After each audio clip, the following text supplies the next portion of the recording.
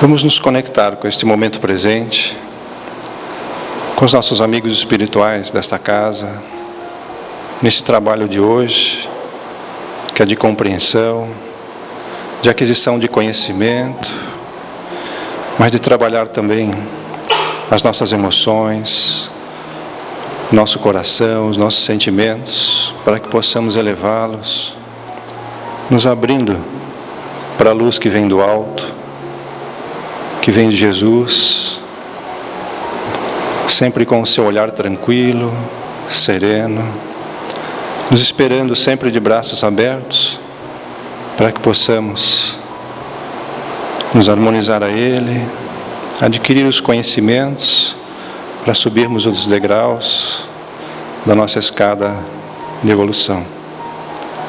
Nesta conexão de hoje, que possamos também mentalizar o nosso planeta, buscando mentalizá-los com luz, com paz, dando a nossa contribuição e ao mesmo tempo nos conectando a essa energia do Mestre, pelo bem de todos, pela união, pelo amor, pela paz. Que possamos continuar nesta conexão, nos trabalhos de hoje, abrindo as nossas mentes para o aprendizado que aqui teremos. Que assim seja. Na noite de hoje temos o nosso companheiro, nosso amigo Jefferson Ponqueroli, que é do Centro Espírita Allan Kardec, da cidade de Itajaí, e vai nos falar hoje sobre Evangelho e progresso. Bom trabalho, que Jesus te acompanhe.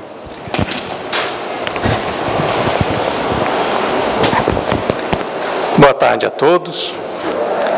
Que Jesus nos envolva em paz, em vibrações de entendimento, de harmonia, para que a lição que o Espiritismo nos apresenta possa nos proporcionar renovação de pensamentos, de conduta, para alcançarmos aquilo que todos nós desejamos, que é o nosso progresso espiritual. A nossa proposta hoje é compreendermos um pouco da relação entre o Evangelho e o progresso. E para compreendermos, nós iniciaremos a nossa fala trazendo um pequeno vídeo de 3 minutos a respeito do nosso progresso. Quando Jesus, narrado por Emmanuel no livro A Caminho da Luz, retira uma massa da nebulosa solar para nela então trabalhar aquilo que é o nosso planeta hoje. Então aquela massa incandescente entregue a Jesus há 4 bilhões e 500 milhões de anos atrás, passa a ser trabalhada. Então narra Emmanuel no livro A Caminho da Luz que os gases proporcionavam então as descargas elétricas, um clima extremamente inóspito, e que Jesus foi no decorrer dos milênios trabalhando através do auxílio dos seus cooperadores, para que pudéssemos alcançar então o início da vida no orbe terrestre, que se deu então no fundo dos oceanos, iniciando ali o grande processo de evolução, a vida no planeta Terra, saindo do oceano para a Terra, apresentando-nos então o progresso das espécies, a evolução das espécies.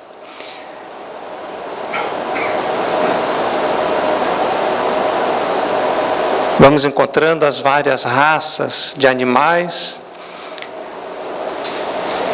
alcançando o primata,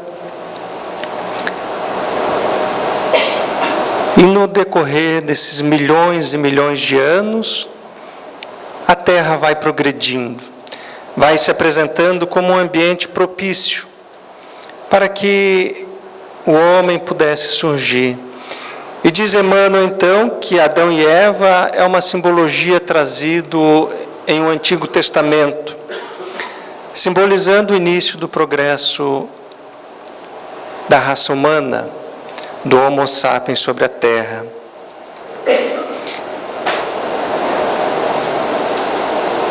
Portanto, estamos inseridos neste ambiente.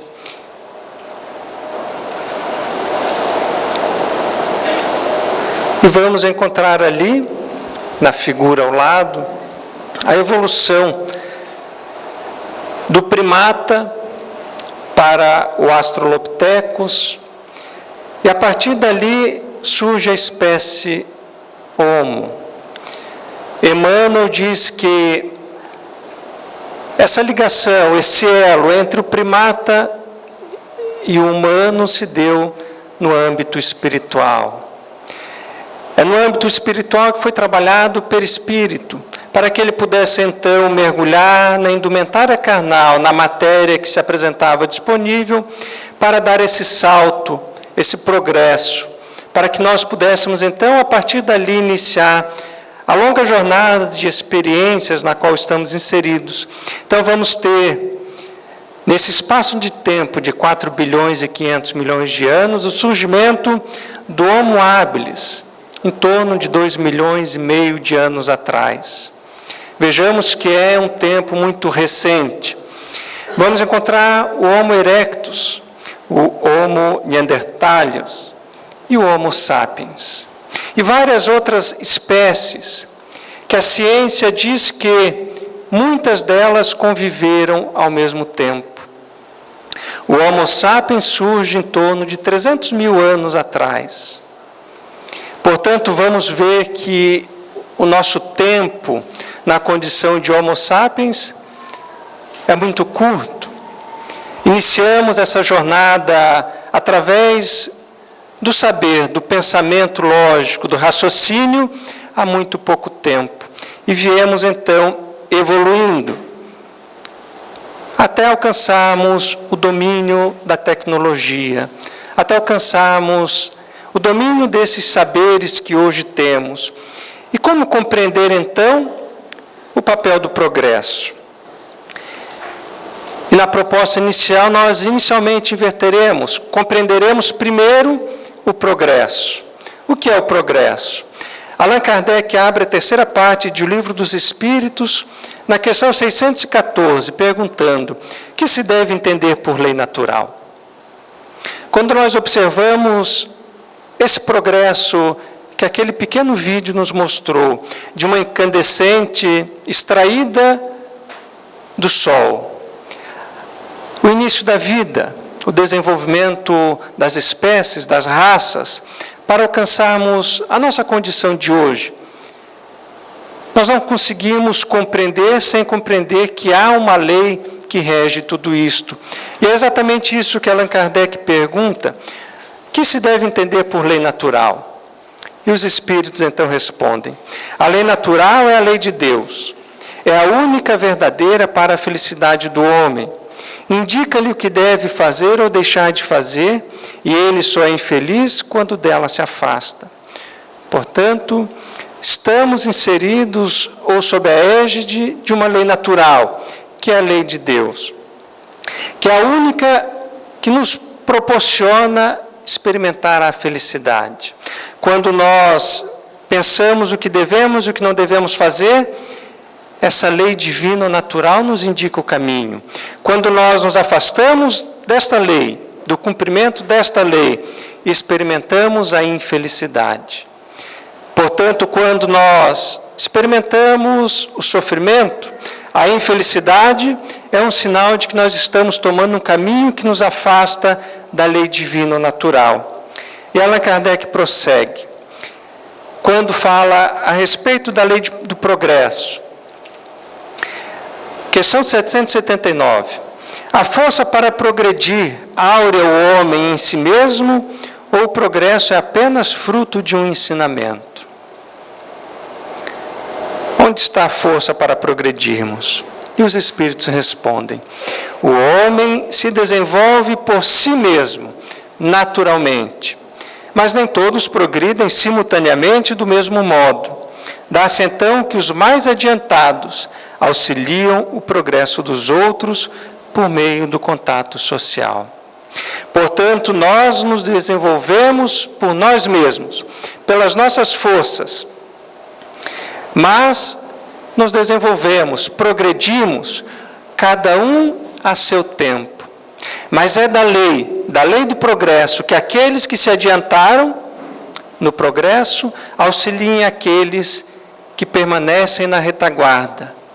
Por isso, Allan Kardec vai obter dos Espíritos, na resposta à questão 825, as mais santas afeições, em que nem sequer os sagrados laços da família merecerão respeito. Portanto, Pascal vem nos falar que nós revestimos o nosso coração com uma couraça, a couraça do orgulho e do egoísmo. Nos tornamos indiferentes, passamos a não nos identificarmos mais com o nosso semelhante, passamos a não mais estender a caridade, a praticar a caridade. E adverte Pascal, já no século XIX, que isso poderia acarretar uma consequência no seio familiar. Tudo em virtude do orgulho e do egoísmo. E qual a chave do progresso individual? Vimos que há o progresso intelectual e o progresso moral. Vimos que o nosso progresso intelectual ele avança a todo instante, de uma forma natural. Vamos adquirindo conhecimentos novos, vamos dilatando o nosso conhecimento. Vimos que o maior obstáculo para o progresso moral advém do orgulho e do egoísmo, que vão formar uma couraça em nosso coração, que vão nos impedir os sentimentos nobres, desenvolvermos as virtudes nobres. E qual a chave do progresso individual? Como cada um de nós pode progredir? O conhecimento de si mesmo é, portanto, a chave do progresso individual. Quando Allan Kardec pergunta qual o meio prático mais eficaz que tem o homem de se melhorar nesta vida e de resistir à atração do mal, a resposta é: conhece-te a ti mesmo. E Allan Kardec pergunta: reconhecemos toda a sabedoria desta máxima, mas aí reside a dificuldade. Como fazer para o autoconhecimento? E então é quando Agostinho vem trazer a resposta, conhecida por todos nós: fazei o que eu fazia enquanto estava na terra. Passava em revista o meu dia, percebia o que poderia ser modificado em mim, se houver causado algum prejuízo, se alguém tiver alguma coisa para se queixar de mim. Portanto, quando nós buscamos e objetivamos o nosso progresso moral, nós devemos mergulhar para o nosso mundo íntimo, para perceber o quanto ainda possuímos de orgulho e de egoísmo, os grandes obstáculos para o nosso progresso. E só vamos conseguir isso através do autoconhecimento, através de uma autoanálise sincera, para então perceber o que precisamos mudar, o que precisamos fazer para alcançar o nosso progresso moral. E como realizar esse autoexame, esse autoconhecimento? Quais são os parâmetros que podemos nós encontrarmos para alcançar o progresso moral? Qual é o nosso padrão de comportamento ético-moral? E nós então vamos encontrar o Evangelho. E Allan Kardec vai perguntar: onde está escrita a lei de Deus? Na questão 621, iniciando ali a terceira parte do Livro dos Espíritos. A resposta todos nós já conhecemos, está escrita na consciência.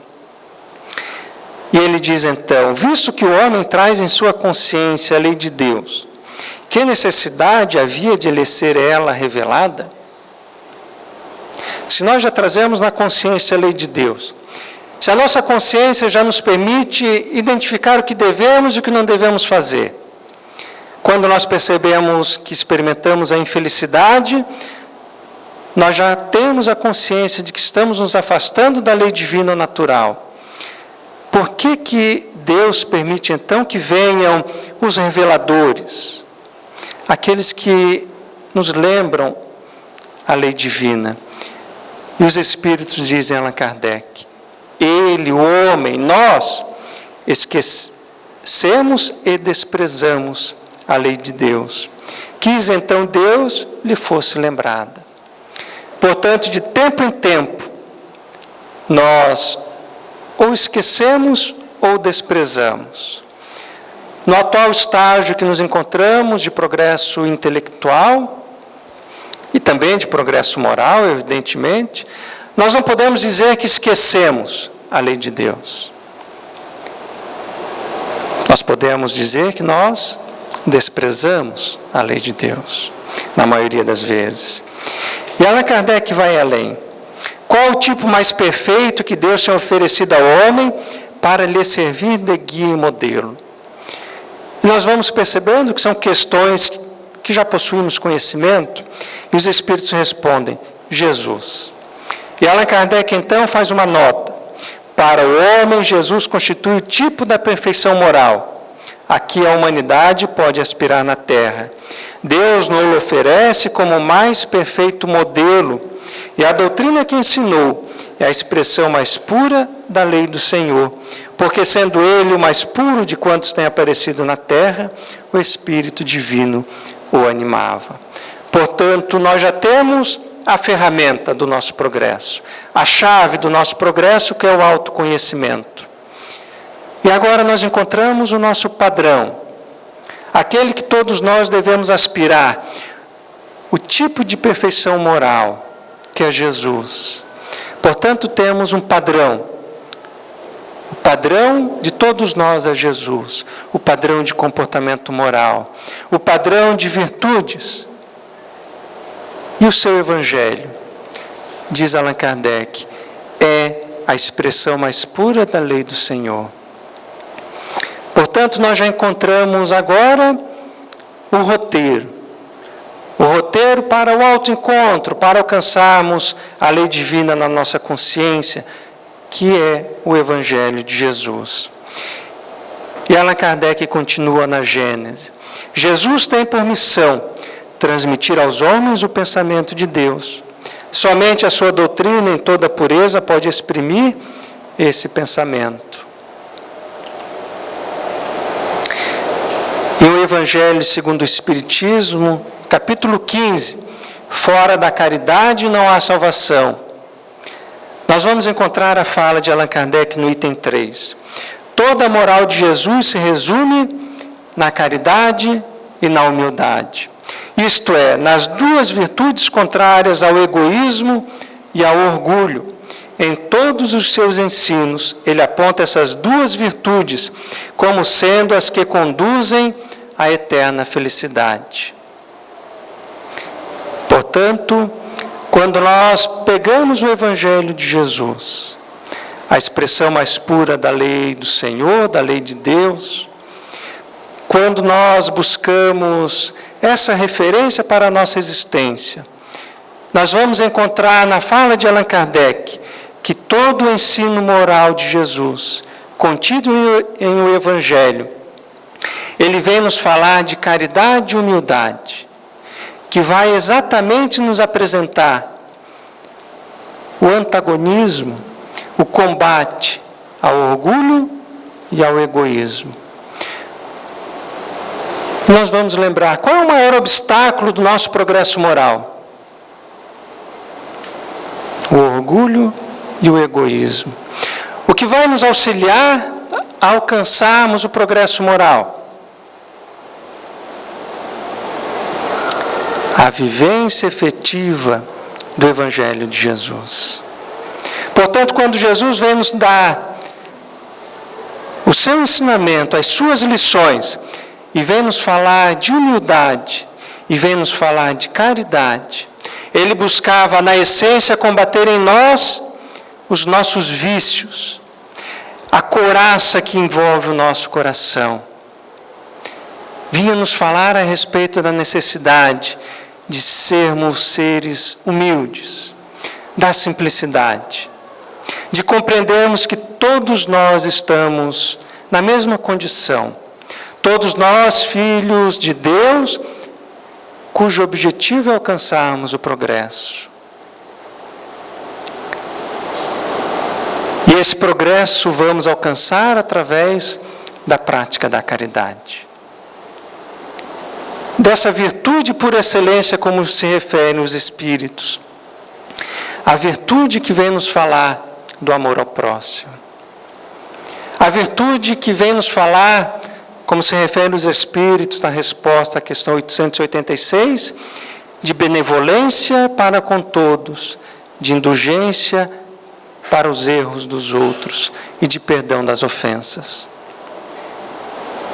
Portanto, quando nós estamos vivenciando o Evangelho de Jesus no dia a dia, em realidade nós estamos diminuindo o nosso egoísmo, diminuindo o nosso orgulho, e estamos avançando na senda evolutiva do nosso progresso moral.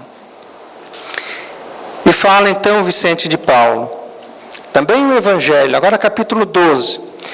Não vos disse Jesus tudo o que concerne às virtudes da caridade e do amor? Por que desprezar os seus ensinamentos divinos? Por que fechar o ouvido às suas divinas palavras, o coração a todos os seus bondosos preceitos? Allan Kardec obtivera a resposta de que, por vezes, a lei divina nos é revelada porque nós a esquecemos ou a desprezamos. E Vicente de Paulo vem nos falar, por que desprezar os seus ensinamentos divinos? A mensagem de Jesus está conosco há 2000 anos. Portanto, nós não podemos alegar esquecimento da lei divina através do Evangelho de Jesus. Nós, por vezes, mesmo que inconscientemente, nós desprezamos esses ensinamentos. E Pascal vem nos falar, quando tomareis por modelo de todas as vossas ações? Vimos que Jesus é o nosso modelo e guia. Mas a pergunta agora é, quando nós vamos adotar Jesus como modelo das nossas ações? Quando Jesus efetivamente vai ser referência da nossa conduta? Porque quando nós pensamos nos momentos do nosso dia a dia, o que devemos e o que não devemos fazer, nós podemos trazer Jesus ao nosso lado. Na fala de Joana de Ângeles, no livro Jesus e a Atualidade, como terapeuta e como amigo. O que faria Jesus nesse momento? Qual a escolha de Jesus? Porque já temos a referência de que Jesus trazia a manifestação da lei divina. Portanto, o seu comportamento vai nos apontar uma diretriz a seguir. E essa diretriz vai justamente nos levar à virtude da humildade, à virtude da caridade. E aí nós vamos conseguir, ou vamos alcançar o entendimento de tudo aquilo que Jesus veio nos falar. E vamos perceber que, em momento algum, Jesus veio nos proporcionar o progresso intelectual. Que o seu Evangelho, em essência, é a manifestação do amor e da caridade. Por isso ele vai nos falar no Sermão da Montanha. Mas a vós que isto ouvis, digo. E ele segue. Amai a vossos inimigos. Fazei bem aos que vos odeiam. Bendizei os que vos maldizem. E orai pelos que vos caluniam. E nós podemos fazer ali o nosso checklist para ver quais dessas propostas de Jesus já temos hoje condições de efetivamente alcançarmos. Amor aos inimigos. Fazer ao bem aqueles que nos odeiam. Fazer a oração, bendizer os que nos maldizem. Ao que te ferir numa face, oferece-lhe também a outra. E ao que te houver tirado a capa, nem a túnica recuses. E como vós quereis que os homens vos façam, da mesma maneira lhes fazei vós também. A proposta da justiça. E devemos avaliar no nosso dia a dia se o que nós estamos fazendo para o nosso próximo é efetivamente o que gostaríamos que nos fosse feito. E se amardes aos que vos amam, que recompensa tereis? Também os pecadores amam as que os amam. E se fizerdes bem aos que vos fazem bem, que recompensa tereis? Também os pecadores fazem o mesmo. Portanto, amar somente os que nos amam, fazer o bem somente àqueles que nos fazem bem, não estamos fazendo nada de especial. Na fala de Jesus. Sede, pois, misericordiosos, como também vosso Pai é misericordioso. Não julgueis e não sereis julgados. Não condeneis e não sereis condenados. Soltai e soltar-vos-ão. A misericórdia é como esse sentimento de compaixão, de compadecimento pela dor alheia. Se nós desejamos misericórdia, e Jesus diz que Deus é misericórdia, se em determinado momento, diante de tantos equívocos da nossa existência, em outras eras, nós pedimos a misericórdia de Deus, para que pudéssemos ter uma nova oportunidade, e Deus não nos julgou. Deus permitiu que pudéssemos mergulhar em uma nova existência, de estarmos aqui, com a proposta de progredirmos moralmente. Frases do Sermão da Montanha incerta no Evangelho de Lucas. Portanto, vamos perceber que a fala de Jesus nos convida à humildade, nos convida à caridade. Algo que está conosco há 2000 anos. Algo que, à luz da doutrina espírita, ganha claridade. Nos permite compreender agora que Jesus falava ao espírito imortal. A todos nós, que estamos há tantas e tantas existências, tropeçando, obstando o nosso progresso, porque ainda damos mais vazão ao nosso orgulho e ao nosso egoísmo do que à humildade e à caridade. Damos muito mais valor ao nosso desenvolvimento intelectual e diminuímos a importância do nosso progresso moral. Qual é o nosso objetivo existencial? O que desejamos? Se desejamos experimentar a felicidade, o Evangelho de Jesus é o nosso roteiro. É a prática, é a vivência da lei de Deus. Por isso nós vamos encontrar hoje nas pesquisas científicas que aqueles que praticam a caridade, envolvendo-se nessa transmissão de amor ao próximo, eles experimentam maior soma de saúde, maior bem-estar, se preenchem. E aqueles que cultuam a matéria, que cultuam o egoísmo e o orgulho, se afastando então da lei divina natural, experimentam um grande vazio existencial. Porque buscam saciar os seus anseios na matéria. E em essência somos espíritos. E o nosso objetivo é alcançarmos as grandes virtudes da alma. E continuamos então.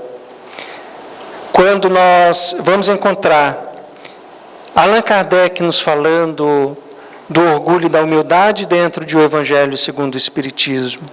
Quando Lacordaire nos traz: a humildade é a virtude muito esquecida entre vós.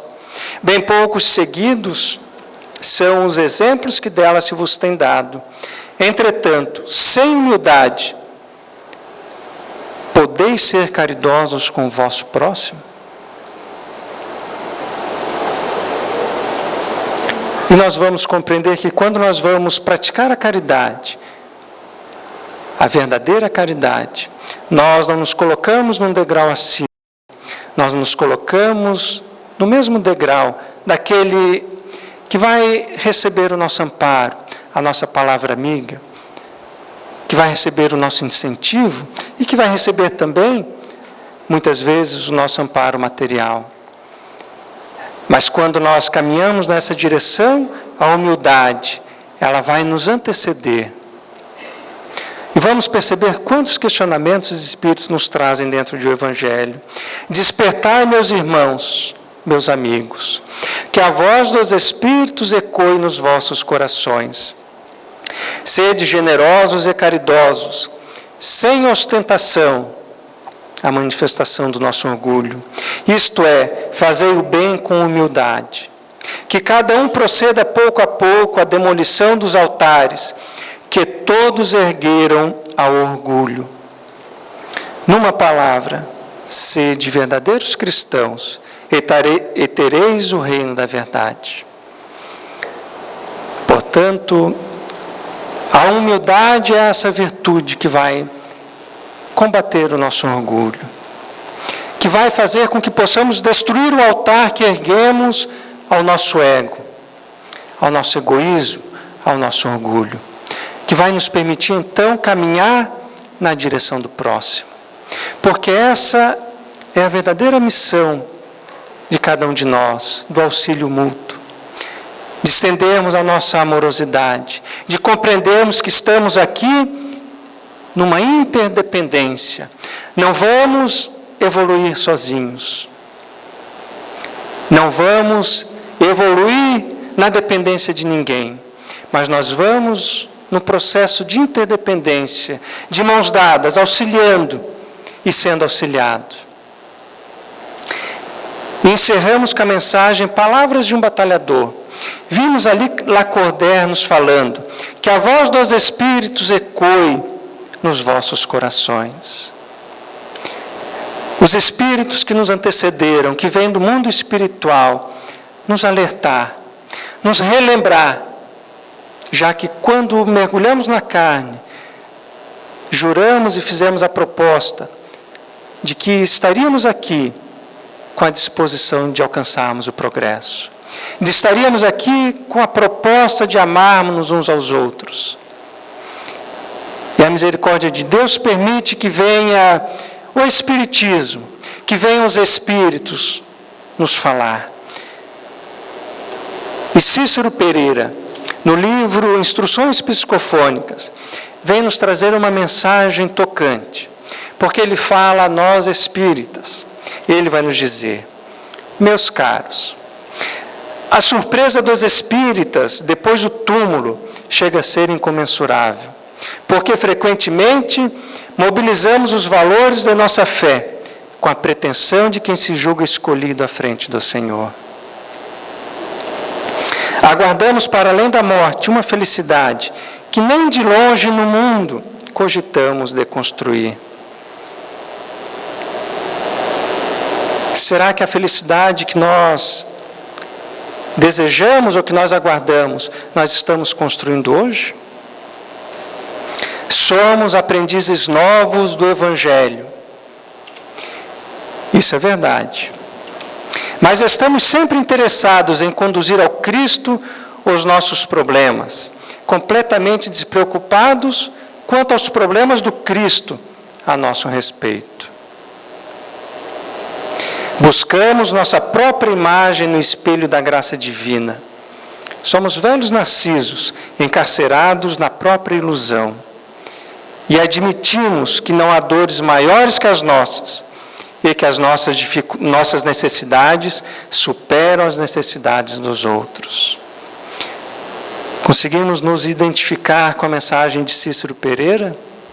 Será que nós conseguimos encontrar na sua fala um pouco das nossas ações como espíritas? Será que nós não estamos levando a Jesus todos os nossos problemas para que Ele resolva? Quando a proposta do Cristo é sermos cooperadores, de sermos as suas mãos na prática da caridade, na prática do bem.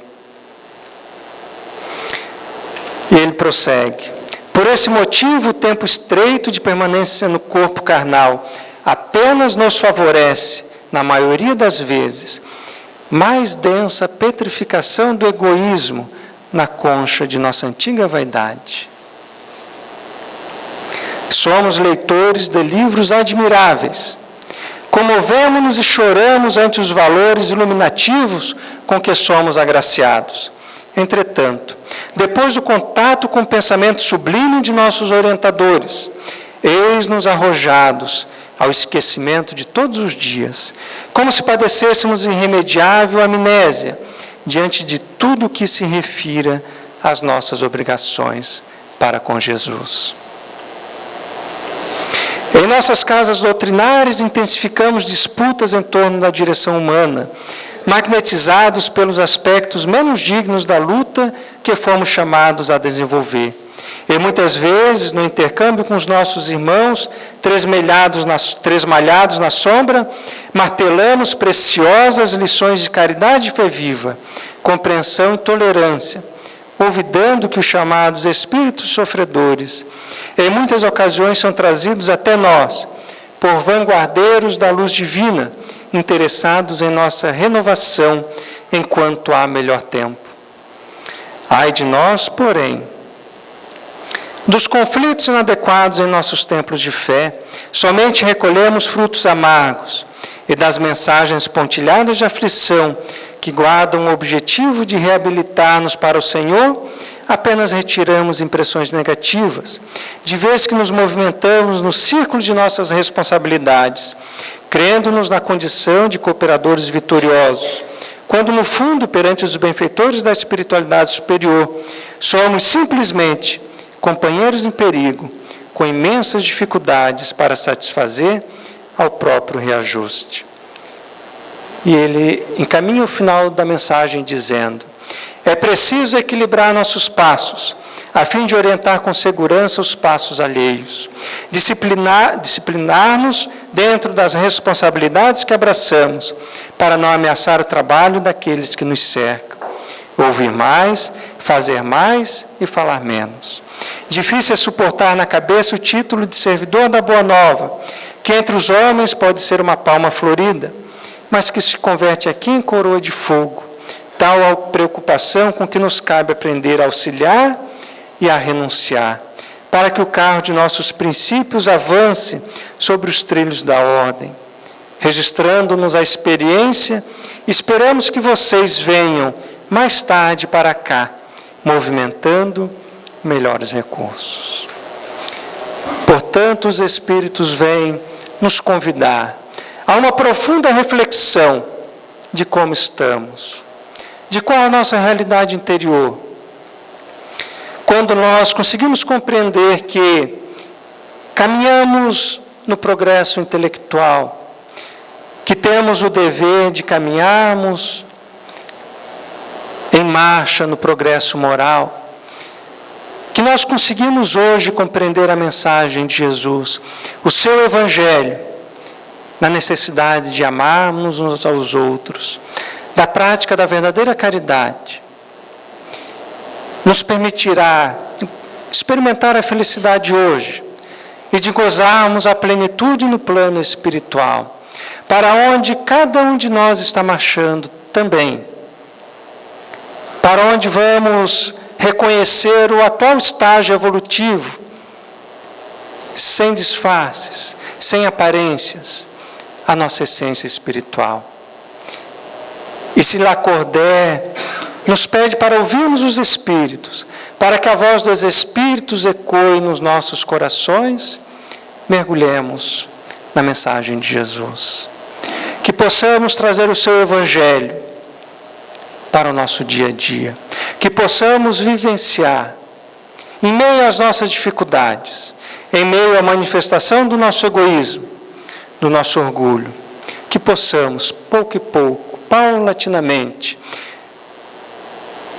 trazer o amor para dentro de nós, para que nós possamos manifestá-lo na direção do próximo, para que esse vício da nossa alma, cristalizado por milênios, possa ser substituído pelo verdadeiro amor. Que o Evangelho nos permita o progresso e que possamos caminhar na direção do próprio Cristo, levando nas ações o seu mesmo padrão de comportamento. Sermos as mãos operosas do Cristo na prática do bem e da caridade, auxiliando na compreensão de que estamos todos ligados por uma mesma lei, que é a lei de progresso, mas também pela lei de amor, pela lei da caridade. Agradecendo a casa pelo convite, pelo acolhimento, rogamos a Jesus que nos abençoe sempre. Nós aqui agradecemos ao Jefferson pelas explicações nos dadas aqui hoje, que sempre vem nos elucidar a respeito dessa trilha tão importante que nós precisamos seguir na nossa vida, que é o processo evolutivo, o nosso progresso moral e espiritual. Muito obrigado, Jefferson, que Deus te acompanhe e volta para casa.